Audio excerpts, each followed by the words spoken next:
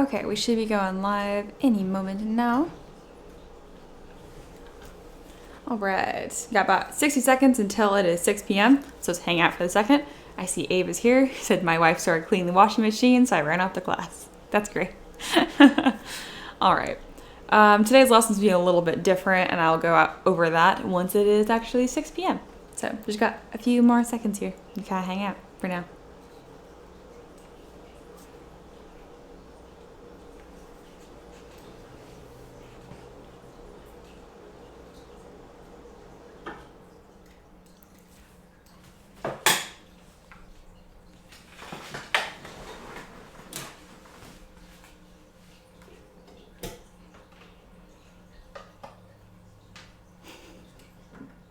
All right, it is 6 p.m., so let's get started here.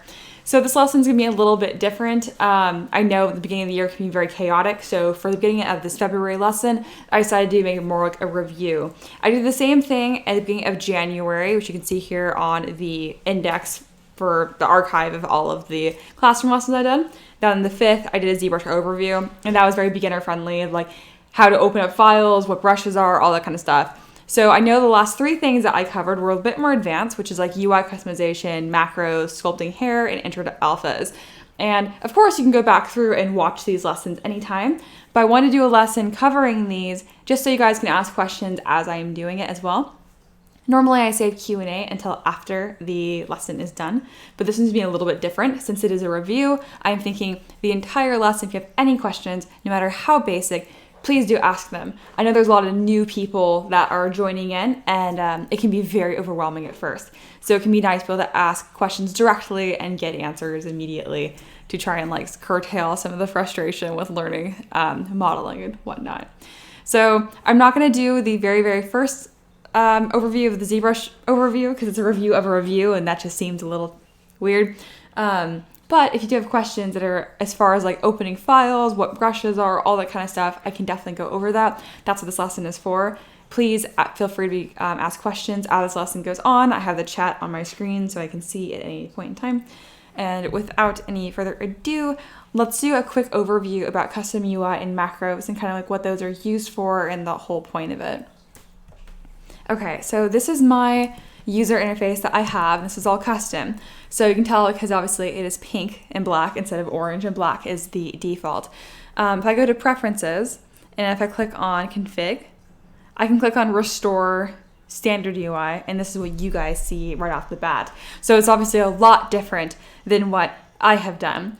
So I customized my UI, so UI stands for user interface, to really just like speed up my overall workflow, because if I have all these buttons I don't use and I have to click through all these menus to get to places I want, every click or every second is a second that didn't need to be there. And even though it's only a second or so, this really adds up.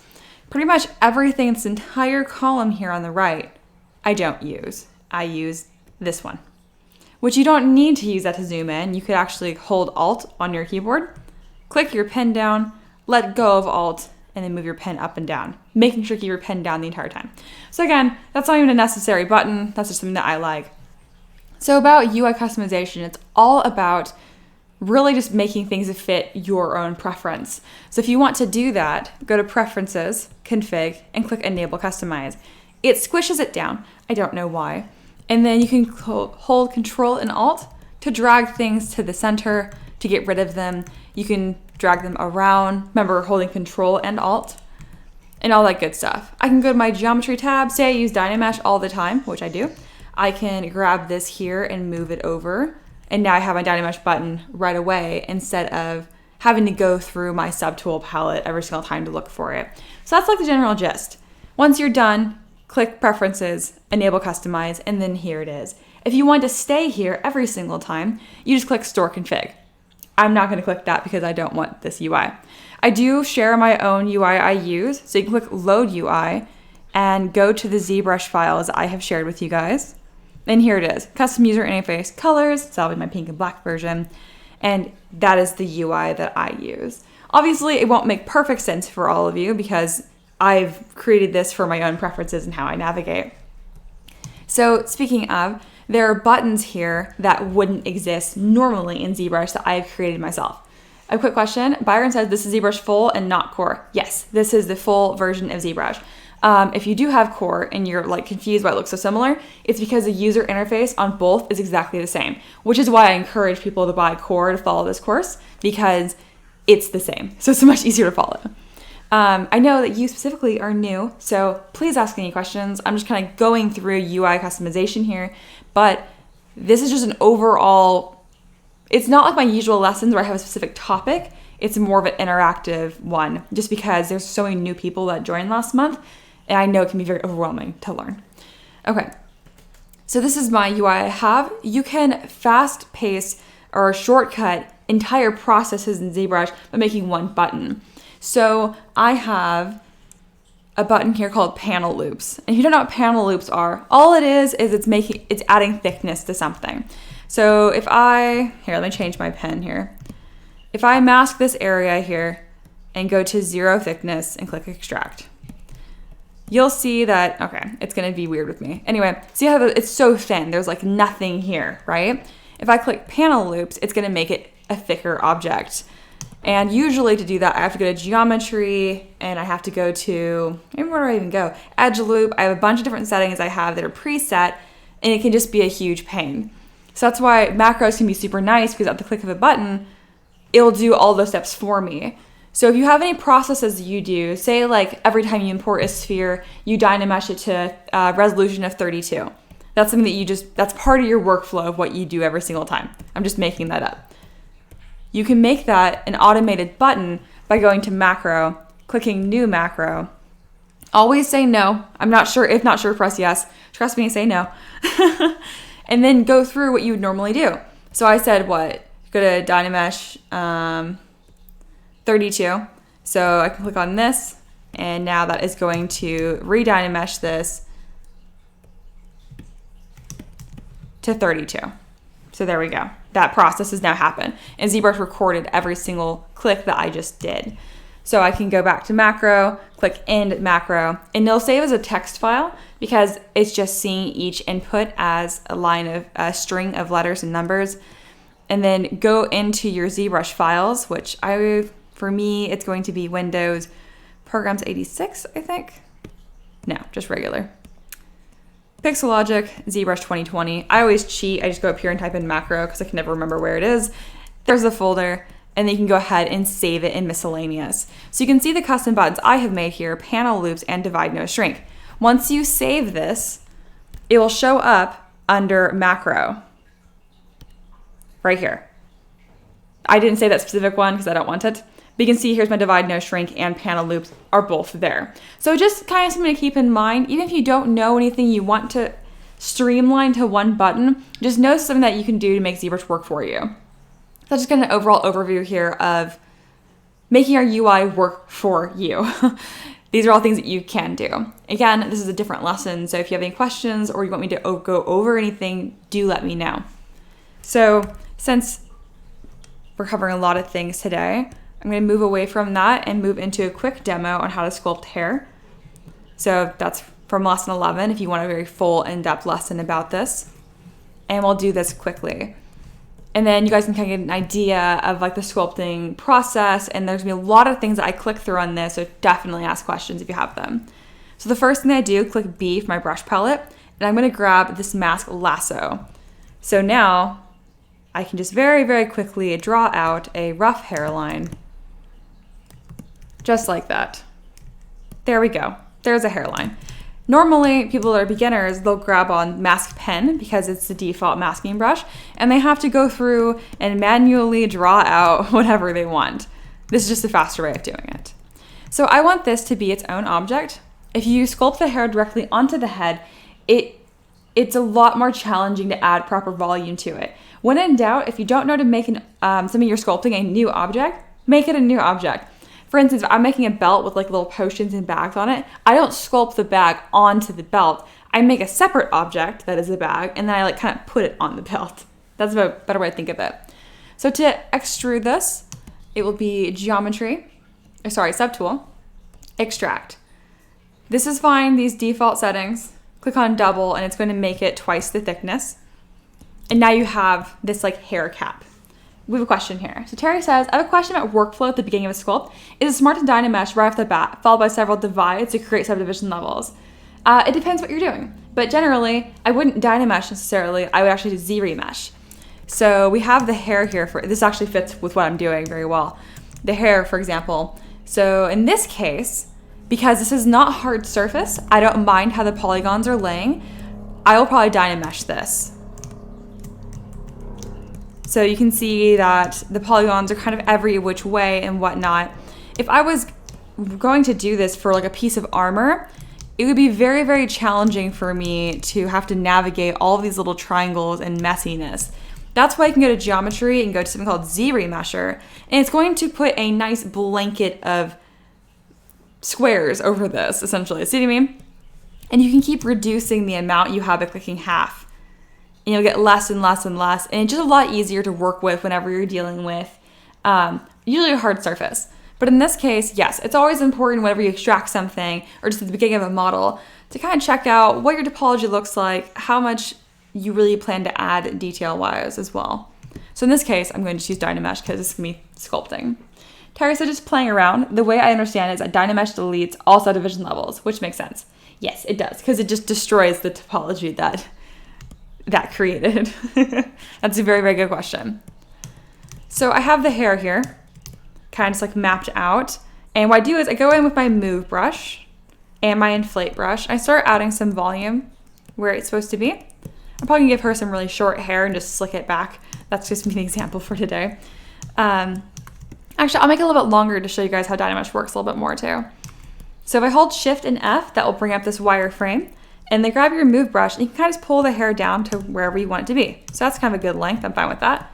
Looks kind of like a mullet, but that's fine. See how stretched out the polygons get? The reason this is a problem is because if I go in and I try and add like a hair strand, it's gonna get very, very pixelated. So right here it looks fine. But when I get over here, see how it's starting to like become really jagged? That's because they're getting stretched versus this. There's plenty of polygons to be manipulated. So if I Dynamesh this by holding Control and dragging a little box off my model, now they're all the same. Now it's pretty uniform. So now I can do a line straight down and it looks much better. Just kind of give you guys the general, that's like the workflow with hair. So you're going to mask your hairline off. You're going to use your move and inflate brush and regularly Dynamesh to get the volume you want. And then you use two brushes to get the shape you want. So you'll use clay buildup, the lower intensity, clay buildup to define like what direction is her hair going, that kind of stuff. I'm just slicking all of it back for right now. And then to add actual details to this, you can go through with a dam standard and start giving it more definition and where all these hair strands are going to fall. Be careful that the Z intensity, so the strength of the brush, isn't too high. Otherwise, it's going to look a little too carved out. But see what I mean? This is going to add some definition to the hair. Now this can be really nice if you are using subdivision levels, so clicking divide and then geometry, because you can sculpt a bunch of detail. So I'll just add a bunch of lines right now. At this really high subdivision level, so there's lots more polygons. There should be like about twice as many. And then if I want to go through and change the base shape again, I can go to my lower resolution. See how much pixelated it is? So this is the before, this is the after. It's actually looking very similar in the wireframe preview, but that's okay. And the reason for that is the fewer polygons you have, the easier it is to manipulate your general base shape here. So I'll do a little demo of that really quick. So if I'm in my lower resolution and I try and smooth this out, see how it smooths pretty much instantly? That's because I only have 44,000 points. I can see it down here.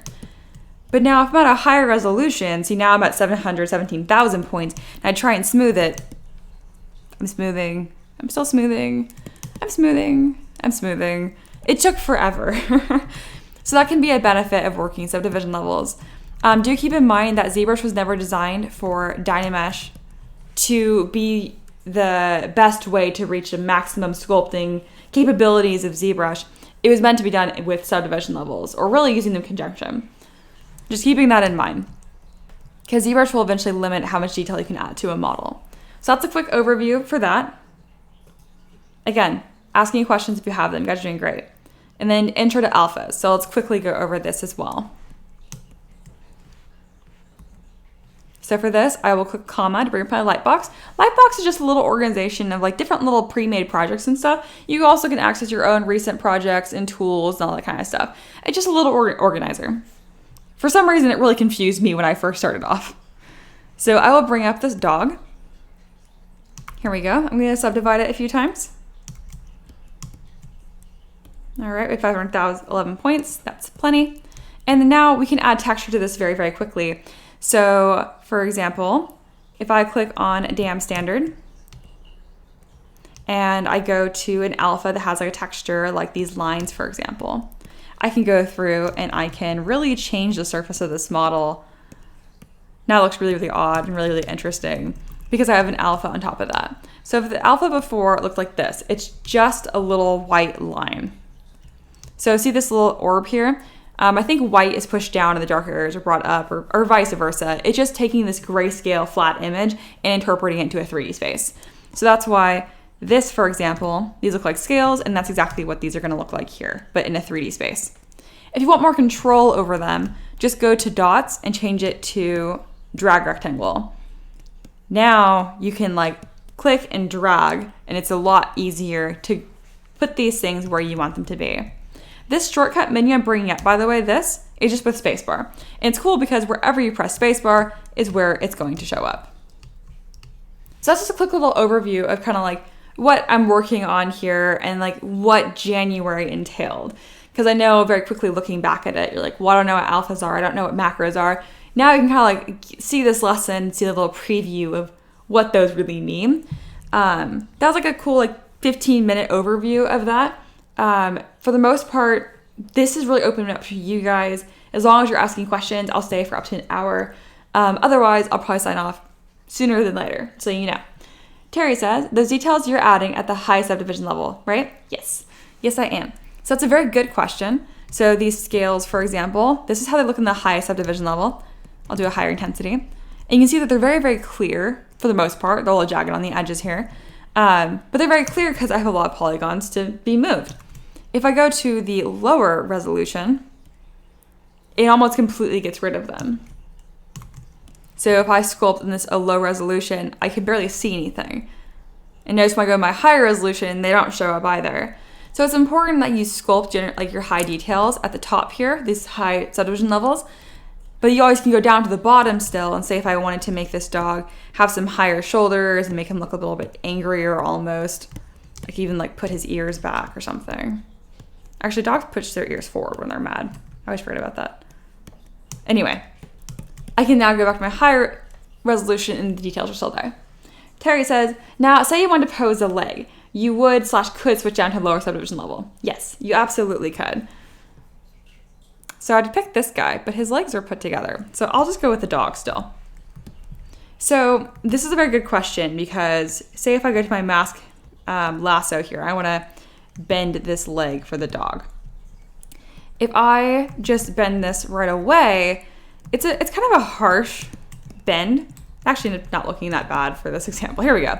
It's kind of a harsh bend, and that's obviously not very natural looking. So what you do is you hold control and you tap on this to blur out the mask. You tap. It takes kind of forever, but eventually you'll get that nicer bend. Now, if you're working at a lower subdivision level, there's less polygons, so it's much, much easier. Here.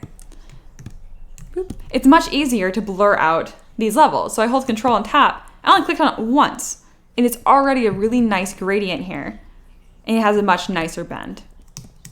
Kind of quick little demo for you guys there. These are great questions.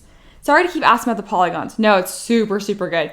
I feel like once I really understand them, things will click for me. Exactly. So the best way I can put it is like in real life, if you're sculpting with clay, obviously the more clay you have, the more you can do with it, right? Kind of think of like polygons or all of these squares that stitch together the mesh. The more you have, the more small details you can sculpt on them. So you can zoom in here and see how many there are versus the before.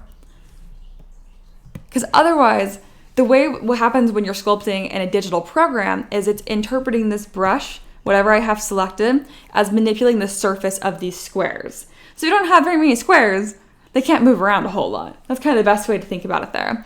Most people tend to just work with way more polygons than they need.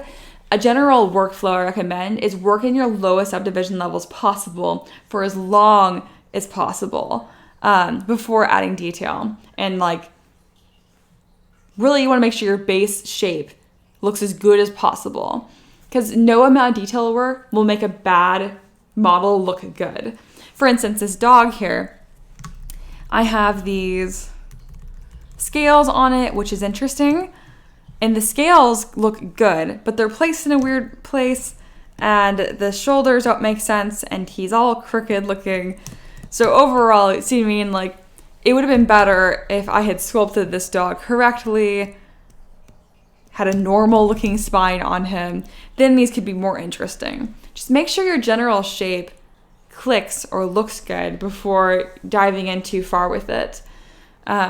Otherwise, you're just kind of in for a world of frustration, because you'll add these beautiful details to it and you won't know why it looks wrong. And that's because the underlying shape and like form or anatomy of it is all crooked and wrong. That's the best way to put it. I'm gonna look at my quick save files really quick and see if I have a blocked out mesh anywhere. I don't think I do. I've been working on post-processing a lot of prints right now for my Kickstarter. Yeah, all of these are pretty much finished. Oh, here we go. Perfect. So this is my Furball Druid I've been working on. And notice how these pieces here have like no polygons on them. See how like low subdivision levels these are? There's not a whole lot going on. This has been detailed. For the most part, even the pants have like what? That's only 1,000 points. It's very, very plain looking. But the character looks very nice because all of the pieces look good. They're all well shaped. Because then I can keep blocking out the character. It's called blocking out the character like this. And eventually, she's going to be finished. And she will look... Here, let me grab one that she's detailed but not posed yet. She'll look like this. So all of the same pieces are still here for the most part. I added a belt and boots. But the pants now look really cool.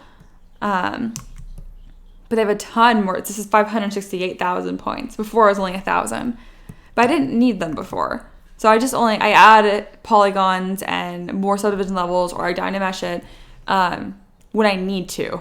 Otherwise, I keep it as low poly as possible for as long as possible. I hope that was a better demo and seemed a little bit more clear. If there's anyone watching this who is brand new to this, I recommend watching my very, very first lesson. But if you still have questions, definitely ask. I notice a lot of you guys seem like shy and overly polite. Definitely ask. Cool. Terry says, yeah, it totally helps. I'm really glad. Because getting that managed early on will really save you a lot of time later on. Because I could easily sculpt this model out to be like over 100 million polygons, but you wouldn't need it because you're not actually using that many levels of detail. My average model ends up between 2 to 6 million points. She's 11 or 12 million points because one of these pieces is subdivided one too many times. I did it by accident. But that's okay. Byron says, have you done a tutorial on posing? I have. If I click on, go to my index here, and it's right here, posing a model 3 different methods. I did that November 24th, but I would still love to show you a little demo if you like. Honest Abe, I understand that a lot better now. Good. Byron says, I see a lot of models online in T-pose, but I've never understood how to pose them. So yeah, this T-pose is because you can work in symmetry. If I had her in like, I don't know, here, let's just show the body here, and I had just this arm was like this, you know, now that doesn't fit obviously, but just having that small difference, she's not perfectly symmetrical anymore. So it's much harder to make everything look good and balanced because you have to do twice as much work. The hair obviously wasn't sculpted in symmetry because I wanted it to look a little more interesting. But for the most part, it's just because it's easier to block things out. Now, as far as posing them goes, there's a lot of different methods you can do. I have been doing this recently, a 4th new different method, but the gist of what you do is you are going to merge everything together. So I now have this piece. You are going to take a masking brush. I'll turn off the paint for this so you can see better. You're going to select an area you want. Oops, let me make sure I don't have symmetry turned on. You'll select an area, stop ZBrush. You'll select an area you want, like this arm. You're gonna blur it out a bunch. That way it's a smooth transition. And then you're gonna put this little 3D gizmo on there and you're going to bend the model. So there's a huge misconception with posing models. People that are new are just like, oh, just put a rig in it or a skeleton and then just do it like that. It's so easy. It's not. It's a huge, huge pain in the butt. And always, you will have to re-sculpt part of your model. Always, always, always. Anyone tells you otherwise is lying. Or they do video game assets and they don't really have sculpted details. They have textures. Textures are just painted on details. So they're 2D. They're not 3D extrusions. So see how this is all stretched out now? That will need to be re-sculpted in order to look better. So you can prevent some of these deformations by using that subdivision level trick I showed earlier. So if I had this built with subdivision levels, I could go down to the lowest subdivision level, which is like no polygons, and it'd be very, very easy for me to blur out this area and get a very smooth bend or transition. Now, it can be tricky when you have a model of lots of pieces like this because all of it should interact differently with gravity. So this is what I did for this specific model.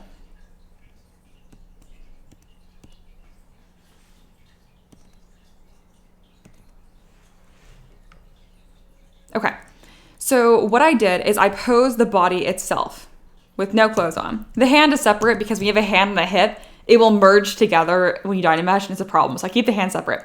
Anyway, I posed the body by itself and it looks really weird and crooked because I did this with a separate software.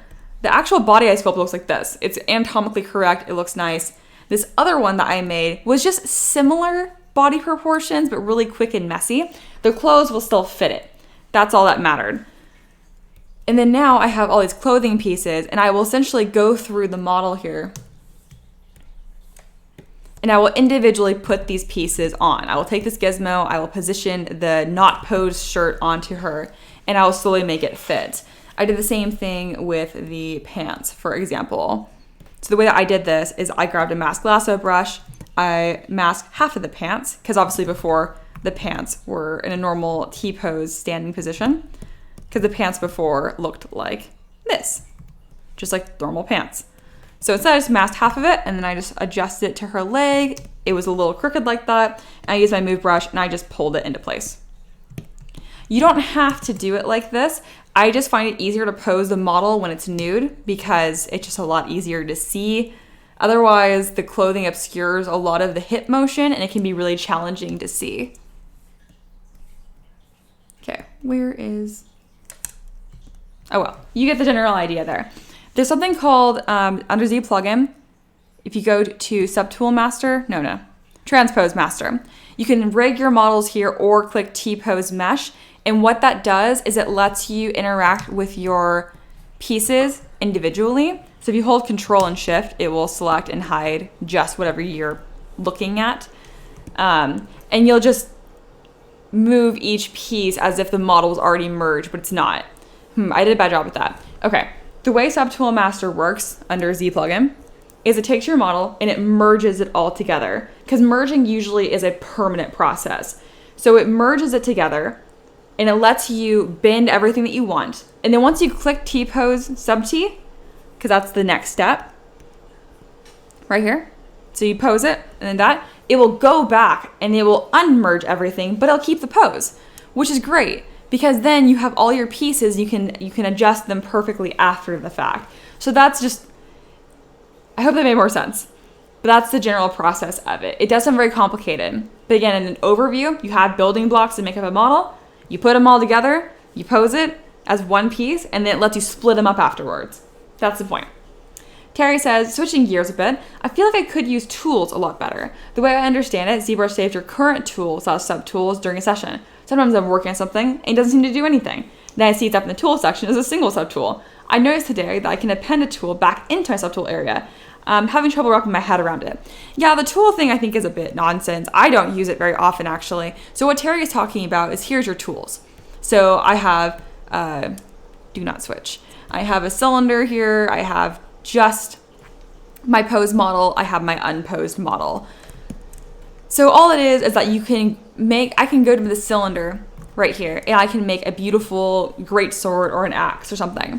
And then if I wanted to, I could go ahead and copy it and then go back to my posed model or my unposed model.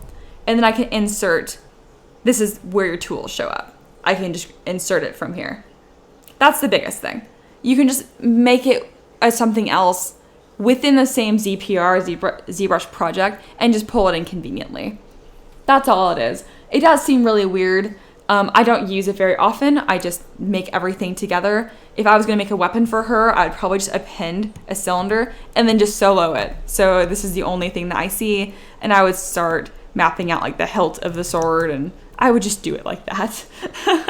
But if I want to do it more cleanly, I could just do it in a tool. I hope that made a little bit more sense because I know it's kind of weird and kind of complicated. Again, I hope I answered the posing question as best as I could. I know it's very, very odd and it can be very confusing. The best answer is there's three main ways. One, it's like the brute force way where you just have your model as one piece and you like mask off areas and bend it. Two, you can rig your model, which is also a huge pain because whenever you put the skeleton in the model, for example, areas where there's more volume, like breast, for example, if I put my skeleton line from like her neck to like her pelvis and then tried to bend her, the boobs are too far away, so they'll stay there. Like the model will bend, but anywhere else will just stay. So you have to like build out a bunch of different pieces on your rig to make sure that doesn't happen. So it's not like a normal skeleton at all. It's very, very odd, but you get used to it. To me, it's just way more time consuming than it's worth. And plus, I pose my models once. I don't repose the same model more than once. So it's not very useful. But yeah, I recommend watching that lesson. I do a better job with it. Apologies if that was butchered. Posing is the worst, is the best I can put it. It's very challenging and very tedious, and you have to have a very good understanding of anatomy and design and line of action to make a good pose. Okay, where is just like this naked body? I'm trying to hide this. There we go. If you guys are curious, I took this body that I used to put the clothes on her and stuff, and I made this in Design Doll, which is a program that's like $70 or something, or it's free to use. You can't export stuff though. And it works pretty darn well, actually. You can pick default poses. I usually don't like them a whole lot because I'm very picky, and it does a pretty good job simulating how joints actually move, and it's much faster for me to block out poses in that Design Doll than it is to re-sculpt it every single time. Terry says, I'm working on the coins in that treasure chest. I made a single coin, then duplicated, moved and repeated, making different stacks and piles. The tools make this easier, I think. Thanks. You're welcome. Speaking of the tools and quick duplication, let's say that you had this as your coin. This will make it easier. All right. You can always duplicate it like this, but then you might have like a ton of coins in your subtool palette and it might take forever. Something that might make this a little bit faster for you is if you click W for your 3D gizmo, hold Control, and then just drag off of it. And you'll have your other piece masked. But then you can do it very, very quickly. So that's like my weird stack of coins. And I'll have this piece. And I can do it again, and again, and again. That's what I would do if I had to make a treasure chest full of coins. Terry says, that pose is sweet, by the way. Thank you. Byron says, have you tried Poser? I'm assuming that's a 3D software. I'm going to look it up because I'm just curious. I doubt it's going to solve any of my problems. Posing is a huge pain in the butt anyway. But yes, I've never heard of it. I will check it out. But just because, yeah, this is very, very similar to what so DAZ3. Yeah, I've heard of this. I definitely have heard of this. This doesn't really solve my problems because you have to have very proper topology for this to work well. And it's just a totally different approach. Yeah, it's a very powerful posing program. Makes sense. It's cool, and I do appreciate you bringing it up. But I'm pretty confident this would not solve me problem. I am excited though. I'm interested in it, so I'm gonna click through this little trailer video. Yeah, so they bring in 3D assets that were already made in the program. But the issue with that is it's a little, so you can sculpt some things. That is very, very cool. But it does rely on proper topology, which I don't do because I don't animate, so it doesn't matter. But that's very, very good for animation. Oh yeah, I'm blocking out my Kickstarter right now in the background. Terry says, what? You did in 4 seconds, took me an hour. Yeah. I hope it's a good trick. Just control and drag. I'm sorry. I should have told you that earlier. But now you know. That's exactly what these kind of lessons are for. I'm thinking of the very, very first lesson of every month, so the first Sunday, I will do a review like this, or just an interactive Q&A, so you guys can ask me about any projects you have going on, and I can directly answer those, because sometimes it can be hard knowing what questions to ask if it's like a really complicated topic. For example, like in some of these classrooms I've done, if you've never heard of alphas, my intro to alphas might have been like cool, but like totally over your head. So it can be helpful when you come back and like, hey, I'm trying to make a treasure chest full of coins. What can you teach me to help?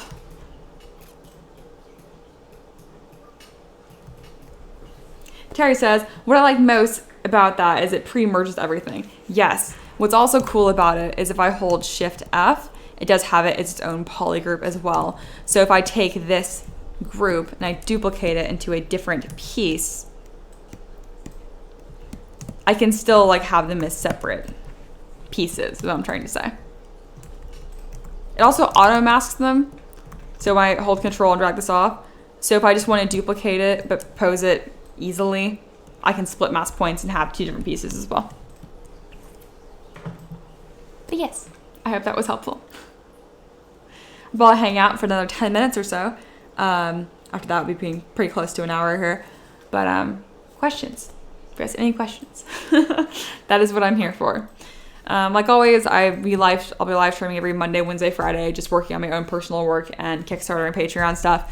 I highly recommend either watching the archives for those or joining me live. And of course, you guys can ask questions as well, because I usually recognize all of your guys' names. There's about 100 of you between Patreon and my website that are taking this course.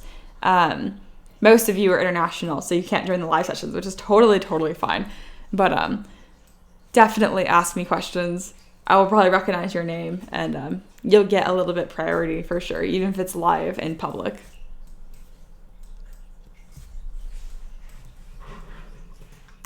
Go back to just my general sphere here. Oh yeah, that was like a side project. I'll pull that up since I'm not teaching anything right now. But I've been working on these little cute animals and stuff too on the side. This is my little bird that I've been blocking out. Actually, let's pull up the other one. They're just fun to work on different things because I generally do semi-realistic or hyper-realistic stuff. So this is always fun. I just have been doing like cute things on the side. Byron says, yes, I plan to go through the archives. By the way, I'm BT Sculptor and other things. Good to know. I had a feeling.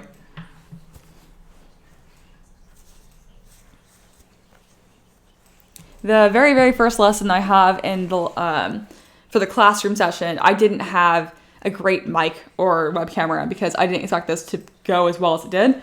And then it went very well. So I used that money to upgrade all of these things significantly. So do bear with the quality of the very, very first video because it does increase dramatically by the second one.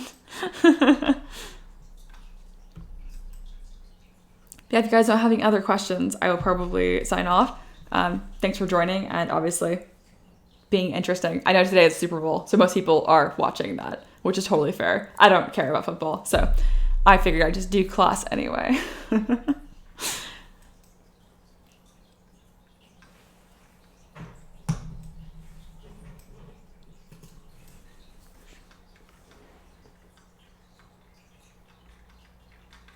Byron says, no problem. Growth is always good.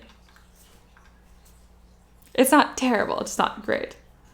Terry says, great, thanks, Mia. This is super helpful. I'm glad, because it was a little less of an organized lesson, but it was still fun to be able to talk with y'all directly. I think there's 3 of you guys here. Yeah, you guys all asked really good questions, and I'm glad I could help each one of you guys directly. That was nice. All right, I'm probably going to sign off. Again, thank you so much for joining and for your support. Join the Discord, be active in the Discord, ask me questions. If I haven't said that enough times, ask me questions. And I'm excited to see what you guys make. So until next time.